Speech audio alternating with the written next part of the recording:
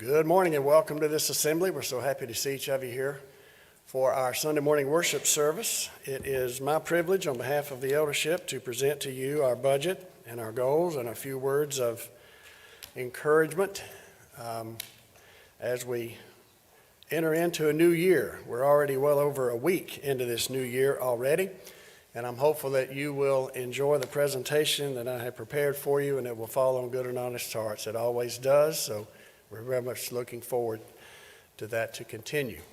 Thankful for Chad allowing us to vacate the premises here in the pulpit to make our yearly presentation, to Johnny allowing Martin to lead our song service, of which he's done an outstanding job. We're also looking forward to Brother Jimmy's presentation here in just a few moments. I would ask you to bear with me as we go through the presentation that I prepared for you. Hebrews 13:17 tells us that we are to obey those that have rule over you, not to lord it over, as the Hebrews writer is saying, but being cooperative. But they watch for your souls as those who must give an account. Let them do so with joy and not with grief, for that would be unprofitable for you. I know you all know that, and I know that you take that to heart, and we encourage you to continue to do so. So when we have the occasion or the need to call on you to encourage those who need it or to gently redirect behavior that needs to be addressed, understand our motivation. Our motivation is, number one, we're commanded to do it. But number two, our motivation is for your well-being so that we can give an account for you and have it be profitable for both parties. We're not trying to run your life or stick our nose in your business. We're just trying to fulfill our duties as shepherds. And our goal, as I'm hopeful that is your goal, is to get everybody to heaven, as many people as we can take. So I know that you will cooperate with us in that effort. Let's look at our goals that we have stated. If I press the right one. 2023, the theme that we've established this year is spiritual growth and maturity. Spiritual growth and maturity. So I'm asking each of us to consider internally the answers to these questions. And I'm directing this to myself as well. Am I still a spiritual infant or a child? Am I still in biblical kindergarten? How much have I grown this past year? Can you quantify that in your own mind? Did I take advantage of every biblical learning experience that I could? From gospel meetings to Brothers Keepers group meetings to attending other sister congregations' singings or youth rallies or other gospel meetings, Lads to Leaders, camp, things of that sort. Have I taken full advantage of these things? We all know that the effects of COVID linger. It's here to stay. It's not going to go away. We've just got to learn to deal with it. And for the most part, we've done a pretty good job of doing so. But we need to certainly accentuate and act on the positives. Emotions can easily overwhelm us from fear, despair, sorrow, anger, angst, you name it. But this has certainly been a character test for all of us. I'm sure that you would agree. And you would have to ask yourself, how did I fare? How am I doing? Have I kept the main thing, which is getting myself and my family and all of those in my sphere of influence or my realm of influence to heaven? That's what we're doing this for. That's why we're doing this. Every family's been affected by, you name it, pandemic, health problems, any other challenges. Most have either overcome illness or in the process of it have a legitimate reason to take all precautions they can. We understand and encourage that for sure. However, we know that there are others that have gotten comfortable in watching services and worshiping from afar. And we're thankful for the resources that we've invested to be able to broadcast our services live, and we tout that. We think that that is a benefit for this congregation. We've spent a lot of money in doing so. And hopefully all of you are employing that and taking advantage of that whenever you're not here or you have some relatives that are infirmed or you're traveling or whatever. And you can bring up our services that are broadcast in this pulpit and in this auditorium, either through our Facebook page or our YouTube channel. But we don't want you to get comfortable in doing that and thinking that's a substitute for being here in person. I think most of you know that, and I'm hopeful that that will continue to be your mindset. But for those who have maybe gotten too comfortable, we would implore you to make every effort to come back. If you can work, if you can go to Walmart, you can go to the grocery store, you can come to church. And I think most of us understand that. Hearkening to Hebrews 10, 24 and 25, let us consider one another in order to provoke and love and stir up good works, not forsaking the assembly as a manner of some, but exhorting, teaching one another, learning, setting the example for others, and even for our own families. Where else would you rather be than to assemble with the greatest people on the face of the earth, or at least a large portion of them, right here in this auditorium? I would ask you to hearken back to Chad's recent lesson a couple of weeks ago on commendations and concerns. We had, was it 5 or 6 baptisms? 5, I think. We had several that placed membership. We had some marriages. We lost some folks. But the average attendance has improved in 2022 versus 2021.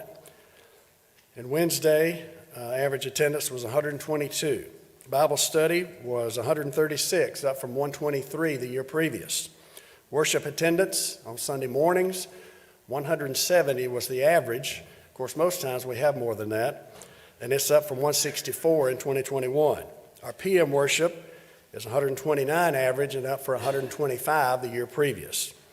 We have met or exceeded our budget for the past several years, at least as long as we've been doing this. So I'm thinking for the last 15 years at least, we have met and exceeded our budget, which is a testament to you, and we're thankful as an eldership that you buy in and believe in what we're trying to accomplish and helping us do just that, and we're thankful for that. We're also thankful for the unity of this congregation. Many of you may have been involved in other areas where there have been some difficulties within the congregation, and you dread coming to the building. We never want that here. We're thankful for the unity that exists here at this congregation and for all of the efforts that each one of you are making to make sure that that continues. We're utilizing Chad's Just a Minute campaign, which we will be expanding, and we'll get into that as we make more specific plans concerning that via radio and Facebook. We had a great Last to Leaders campaign last year, a record participation, and I think we probably expect a record participation again this year. We had a fantastic camp week. Our VBS is always off the charts. We always say we can't improve and do better on VBS than we did the year previous, but we always find a way to do that. Our potlucks are coming back. We're thankful for that. Trunks of Treats, Men's and Ladies' Days. But we still had 2 fantastic gospel meetings last year. Victor Eskew did a fine job at our spring meeting last year, and Brandon Baggett did an outstanding job in our fall meeting last year. We continue our building and grounds and maintenance and upkeep. We also, about a year and 3 months or so ago, made an investment in the 3 electronic whiteboards. If any of you have been able to take advantage of the Fellowship Hall auditorium class that Brother Bob taught a quarter or so ago and what Johnny's doing this quarter, and any of the high school classes and the middle school classes are utilizing these electronic whiteboards. If you have yet to see it, you've seen them. They're not cheap, but we thought that that was a good investment in our edification and our evangelism and education portion, and we have employed that, and I'm very thankful for that. We've added a new preacher school that we are supporting. This is Brother Praveen that Caleb knows in India. He has started a preaching school that we have added to our budget to continue to support that effort. We've also added more money into potential missions. There's no shortage of worthy works to support, and we're always considering and evaluating things that are even presented to us or some that had been presented to us that we put on the back burner. But there's always something worthy to support.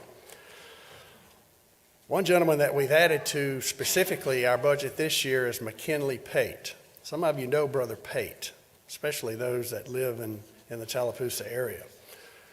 Brother Pate was a police officer in, I guess, the city of Tallapoosa. I'm not sure. I think so. Anyway, long story short, he decided he wanted to go to preacher school, and he did. We supported him in that effort. Then he preached around here, and then he moved off to Florence, Alabama.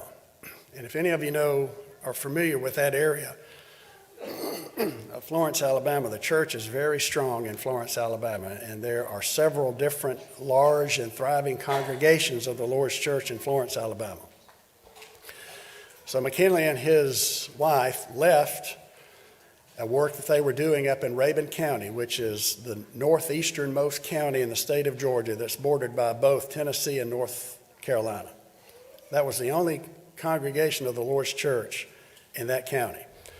They went up there, they worked, and they struggled, and they worked, and they struggled, and they left to go to Florence, Alabama, and they had a very fine work there.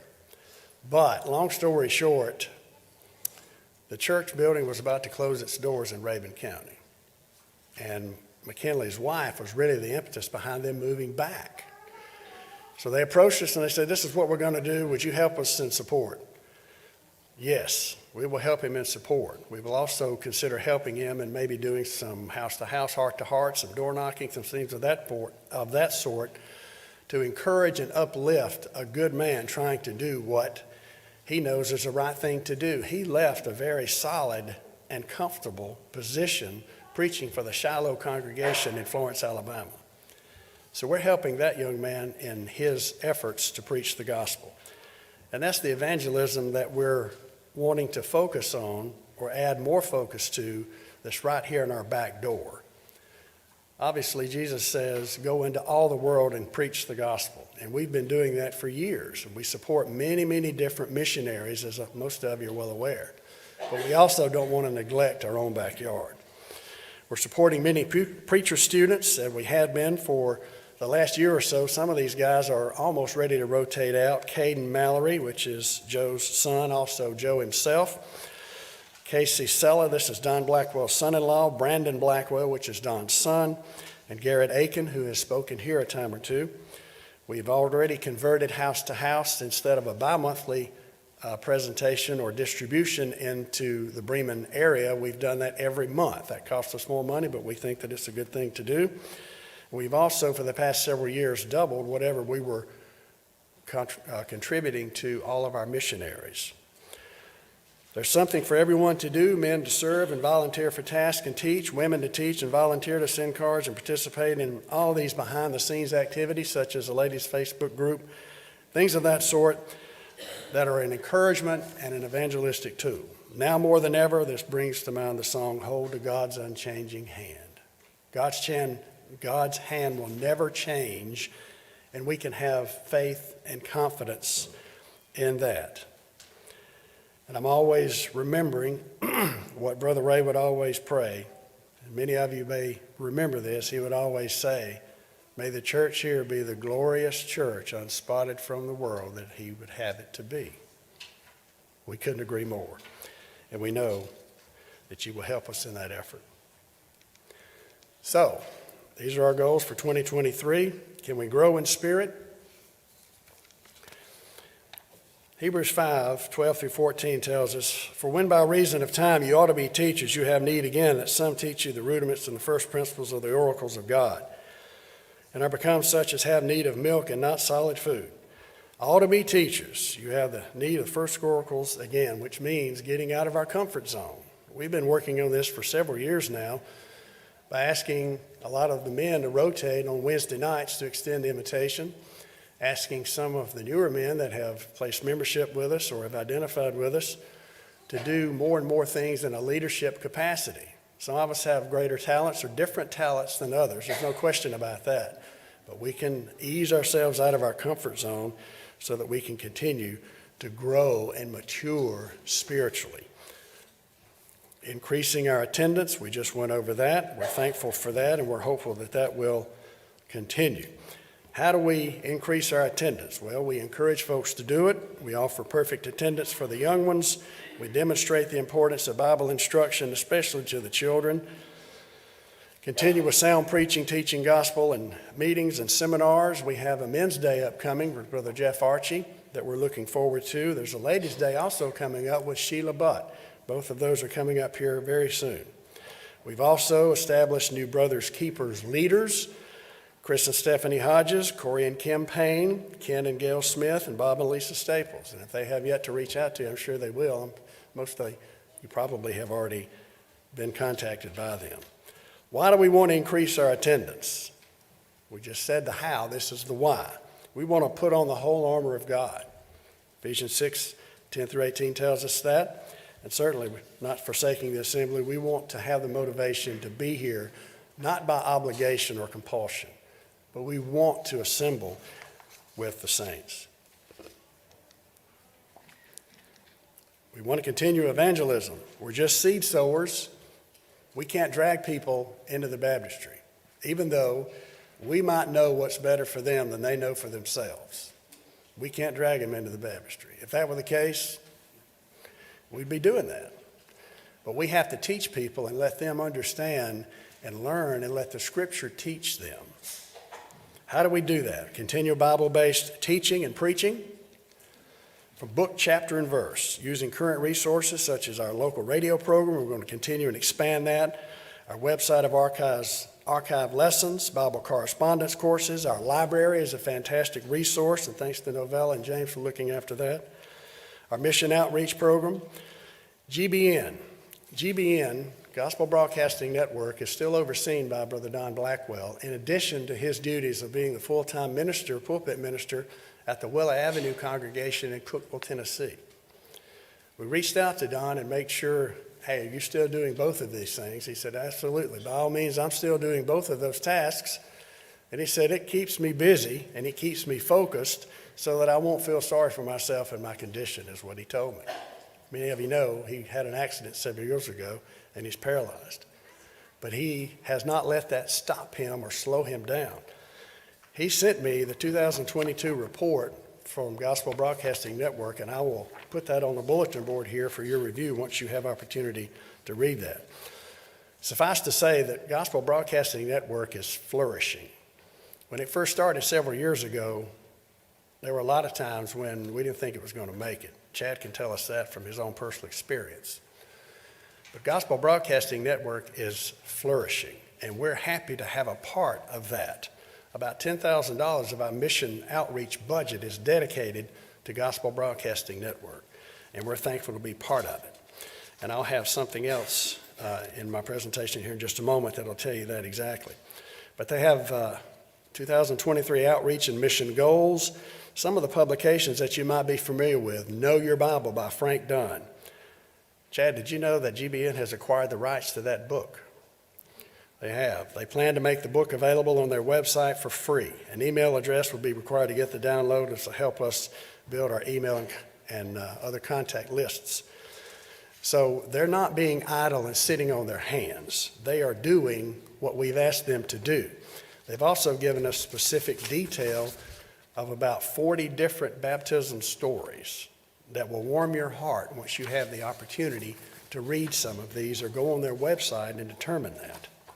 So we're thankful for our affiliation with the Gospel Broadcasting Network. Christian Courier also. Jason Jackson did a presentation of our gospel meeting here a couple of years ago, and we have him scheduled coming up in the next few years. Fountain of Life TV, Larry Acuff. Search TV, Phil Sanders. Local radio sermons broadcast live, and so forth. Why do we want to evangelize? Well, we're commanded to do it, as Brother Ken read this morning in the Great Commission, Matthew chapter 28. Verses 18 through 20. Do you ever get weary and ask, why don't we have more success in preaching the gospel as far as the number of people that we see that have obeyed the gospel? Why is that? I do. You look at the parable of the sower in Matthew chapter 7. What's the theme there? And few there be that find it. 25% at best are going to realize that they need to be members of the church. Maybe they don't understand the severity of hell. It exists, and we want to do everything we can to avoid going there. We get too wrapped up in the daily life and our daily routine. But it's still our opportunity and our responsibility to trudge on and do what we're supposed to do. This is what we did as a congregation for those that we felt were in need, and this is the amount of resources that we spent from the church treasury. The Kentucky and Tennessee Storm Relief was $5,000. Apologetics Press, they had a matching fund drive that we helped them again for the second consecutive year for $10,000 to help them, and they had a specific plan as to employ those funds, and they've done that. Good News Today, we helped them with a contribution of $10,000. It's currently on local Atlanta TV on Sunday mornings. Good News Today is on Channel 57. WVBS, which is World Video Bible School. Chad can tell you, if you have occasion, if you haven't spoken with him of late, all of the good works that WVBS has done and will be doing. We've helped them in a matching contribution campaign as well this past year for $5,000, and they have plans specifically to employ every dollar that we have provided for them. And several miscellaneous things. Praveen, as we had indicated, we know some young men in Latin America that we're helping, and McKinley paid, as I had also mentioned to you. You may not be able to see this, but I ran across a financial statement from April of 1965. That was 58 years ago. 58 years ago, the weekly on-hand balance was $1,300. After the expenses were paid, it was about $1,300. It was a $32,000 a year budget. We spent $30,000. That money today is worth not quite $300,000, 58 years ago. Believe it or not, Jimmy and I will stand in front of you today celebrating our 18th anniversary as two of the three members of your eldership. 18 years. How quickly did that go by? Martin's been in the eldership about that long too. 2023 budget is just over $400,000, $404,000 and change. That's 12 and a half times greater than what it was 58 years ago. The preacher back then was Brother Moss. Some of you may remember, and the print here is so small I can't see it. But I doubt seriously, Chad, you could operate on the amount of money we paid Brother Moss back then. Gospel meetings we have lined up, 2023. Many of you may remember Brother Eric Owens, who did a spring gospel meeting for us a few years ago. If you've never heard Eric Owens, you owe it to yourself to be here for sure and listen to him. The man is a fantastic gospel preacher. He's very experienced. He's also an elder. He was an elder of the Lord's Church. He was at the Avondale congregation for many, many years, and he's since moved to Texas. He didn't ask our permission to do that. He just did it. So he's in Texas, but he's coming back to do our spring gospel meeting March 26 through 30. Also, the gentleman on your right is Ben Bailey. He is the Gospel of Christ TV preacher. He's overseen by the eldership and preaches at the Haley Green congregation in Northwest Alabama. He is an excellent first principles gospel preacher. We're very much looking forward to both these gentlemen conducting our gospel meetings in 2023. Looking ahead in 24, we have Rob Whitaker. Rob Whitaker is the house-to-house, heart-to-heart School of Evangelism guy. You're well familiar with Rob Whitaker. We're trying to put some detail into how we're going to do what he does, his seminar in 2024 about local evangelism. We think that's a very important thing. In fall of 24, we have Brother Phil Sanders coming back. Brother Sanders did a gospel meeting for us in 2012. That's been 11 years ago. You remember that? He's coming back to do our gospel meeting in 2024. Speaking of Brother Whitaker, some of you follow him, hopefully you follow him on Facebook. But all of their activities, Rob, his wife Nicole, and his two children travel the country doing these personal evangelism seminars focusing on those three booklets, the green, the blue, and the red. 980 baptisms is what he can account for 2022. The man is doing a fantastic job, and we're more than happy to support him. These are the new Christians that I just mentioned concerning the report that we got from Brother Blackwell from GBN. There's about 40 there that they just presented. So it's working. All we got to do is continue what we've started. These are activities coming up in 2023. We're going to hit the highlights. Of course, Brothers Keepers, that's an ongoing thing, area-wide singing. The first one is this coming Friday. Last Friday of January 27th here at Bremen. The Men's Day with Jeff Archie, February 4 on a Saturday. Yes Weekend is the last weekend of February in Valdosta. The Bremen Ladies' Day, Sheila Butt speaking March the 18th. Last of Leaders is the Easter weekend, the first week of April. Gospel meetings that we've already talked about. The Youth Rally, May the 6th. Family Picnic, June the 3rd. Camp in Agahee is the third week of June. VBS is the third week of July. The Fall Festival, Trunks of Treats, is around the end of October. The Ladies' Thanksgiving Luncheon, Thanksgiving Prayer Service, and the holiday party round out. Now, you already know well in advance when these events are being planned, and I would ask you and implore you to put it on your calendar so that when you're planning any out-of-town visits or vacations or things of that sort, to the best of your ability, we would ask you to not conflict what we have presented and planned for 2023. All right. This is what our budget has been for the past 7 years. You may not be able to read that, but our budget went from $318,000 in 2016, which has been about 7 years ago, to this year, $404,000. Our income this year was about $460,000. The eldership here thinks that it's wise and prudent to have on hand approximately 3 months' worth of expenses, which is about $100,000.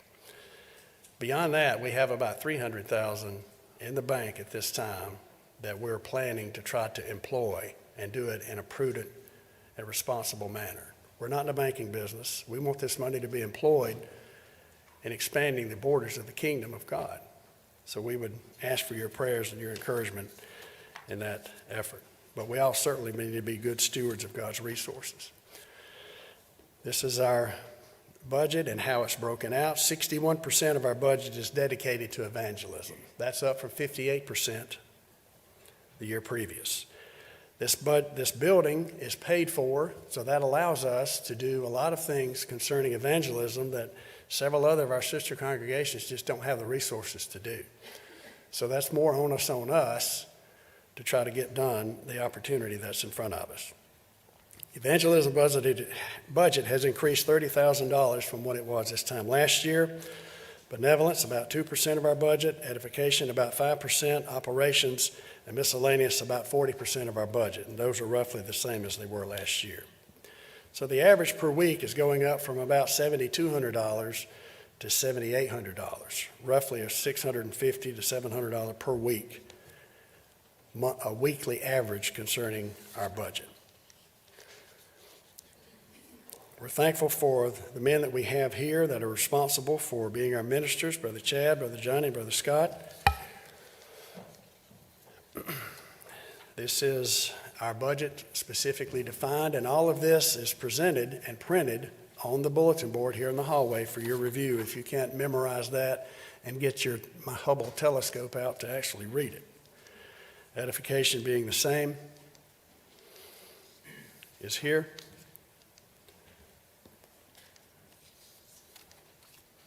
And that's it. So, we're thankful for your time and your attention, and I will ask Brother Martin if he would lead us in another song. Brother Martin.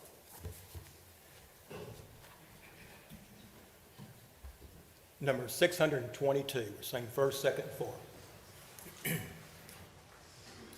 I'm pressing on the upward way to heights unnamed every day, still praying as I onward bound, Lord, let my feet on higher ground.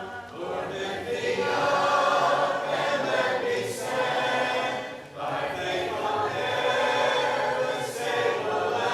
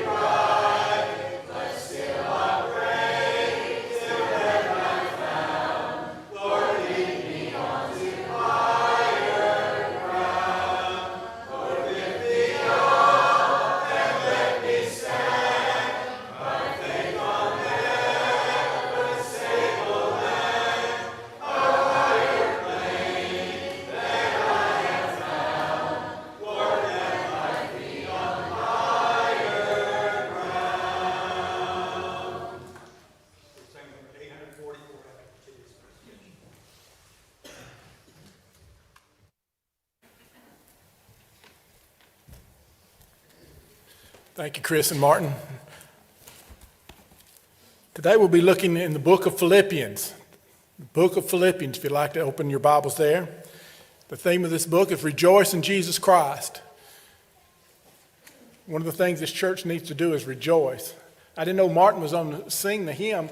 The hymn that Martin just sang is a theme hymn. I guess it goes along with my lesson today. We'll be looking in chapter number 3.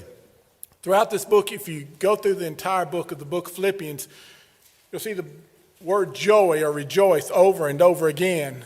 Turn to chapter number 3, where we study will come from chapter number 3. In the first verse, you see the word rejoice there. Now think about just a minute the man that penned these words. As he penned these words, he was in chains in a prison. And he's saying rejoice, have joy. Many times today we get down on ourselves, we get down on the brethren, we get down on the church for the most petty things. Not one of us are wearing chains. Not one of us are sitting in a prison cell today. And he tells the church of Philippi, rejoice. Rejoice in Jesus Christ.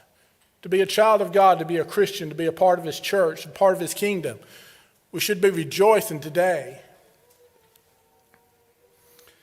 The part of this chapter I want to look at the entire chapter, but verses 1 through 11, we see here Paul defending his apostleship as he did in the book of Corinthians that we've been studying in Chad's class. Not only did Paul suffer prison and chains, but in his life he suffered shipwreck, he suffered beatings, he suffered a stoning.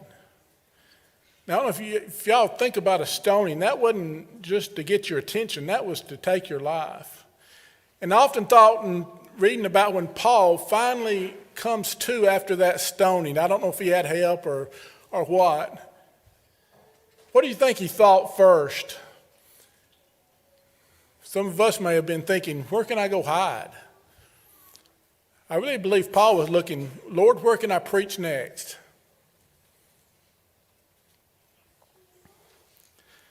We're going to look at verses 12 through number 14. And I'll read these and then we'll go back through them. Not that I have already attained or am already perfected, but I press on. I press on that I may lay hold to that which Jesus Christ has already laid hold on me.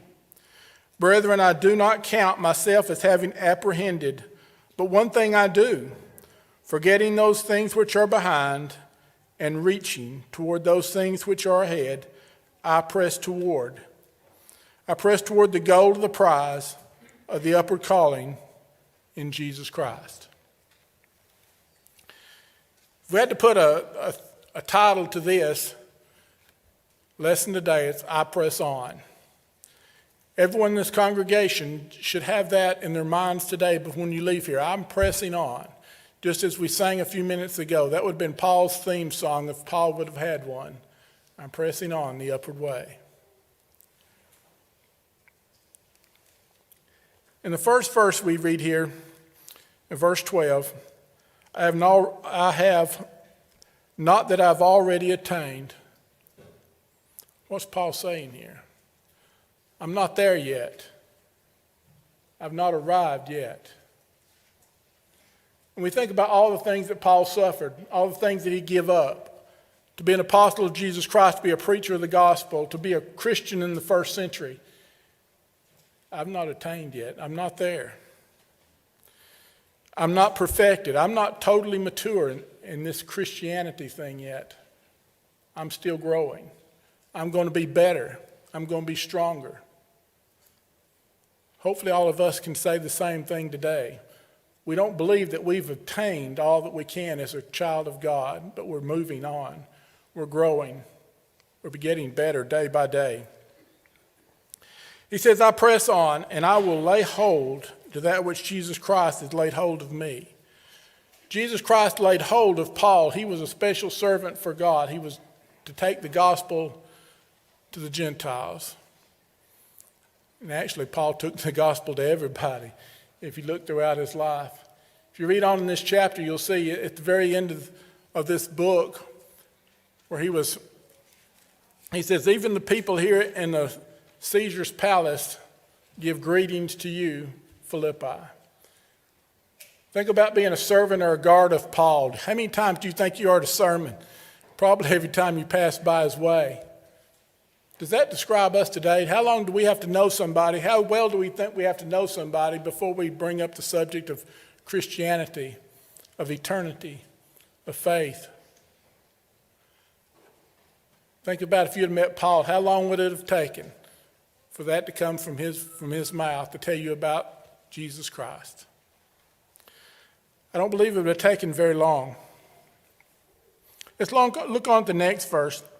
Brethren, I do not count myself to have apprehended, but one thing I do, forgetting those things which are behind, reaching forward to those things which are ahead. Again, he's not apprehended, he's not arrived, but forgetting those things which are behind. What did Paul have to forget? Well, of course, he didn't want to remember all those times he persecuted Christians throughout the known world at that time, arresting them and having them put in prison because they were Christians. He don't want to remember that. What about since his conversion? He didn't want to remember any of it. He had a job to do. He was looking forward, not behind. Even though he began several churches, preached thousands of sermons, helped many people become Christians, that's not what he wanted to remember right then. He wanted to remember those things which are ahead. And that should be us. What's ahead of the Bremen congregation? We've outlined several things. The number one thing, we want to get everybody to heaven, everybody that we can, everybody within our area of influence, our families, our co-workers, our friends. To take opportunity to tell them about the Lord. I look forward to those things which are ahead. I press toward the goal. Now, most of these people in this auditorium today I know are sports fans. You can name a goal of any sport. If we say football, we can see the goal post, we see the goal line. If we say hockey, Chad, goal right there, the net. Basketball, a net 10 feet off the ground. That goal. That's the place that we arrive. That don't give us a victory, though. We arrive at that place. And then there's a prize. He talks about a prize. Paul talks a lot about this prize. There's a verse over in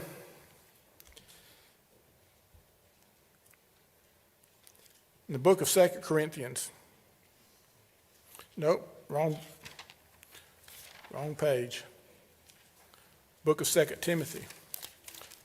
I'll read it to you right quick. And this is Paul a little later on, and he got to the crest of the hill, and he sees this goal that he just talked about. He sees this prize. It's in view now. And he writes these words, "For I'm already poured out as a drink offering, and the time of my departure is at hand, and I've fought a good fight. I have finished the race. I have kept the faith. Finally, there is laid up for me a crown of righteousness, which the Lord of the righteous judge will give to me on that day, and not only to me, but all those who have loved his appearing." That's what Paul is pressing to. What he's pressing on to achieve. How does that comprehend, or what does it mean in the Bremen congregation as we press on today? As we go on to the rest of these 51 weeks we have left within this year, what does that look like to us? Well, all these events that Chris just put up on the screen for us, we can see those. Where will you be that is more important than those? Will you say, I know what he's going to preach on. I've heard that lesson 16 times. I don't want to hear it again. But I need your encouragement. You're not going to encourage me to be here to be a part of that? Well, I've taught VBS 50,000 times in my lifetime. I don't want to teach it again. Well, those children need you to be here. The elders need you to be here.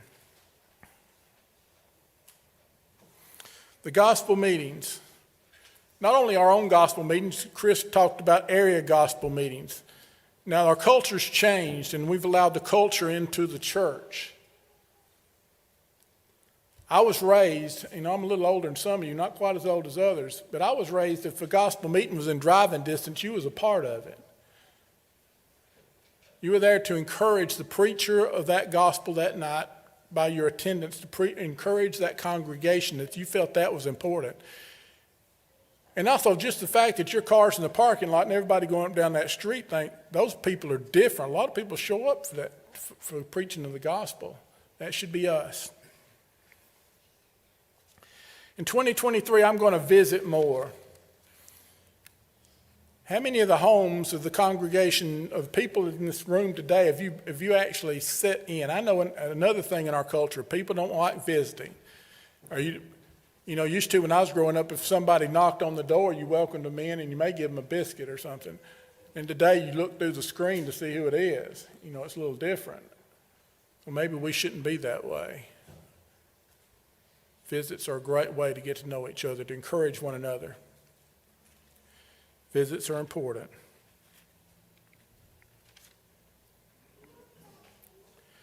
We should do everything within our power as a child of God, as a member of the Bremen congregation, as a follower of Christ, to press on.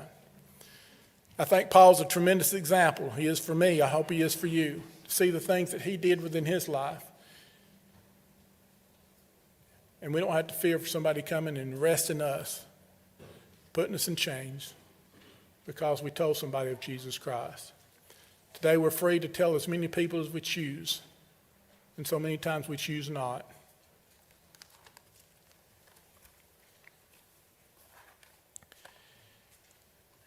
It's the hymn we just sang a few minutes ago.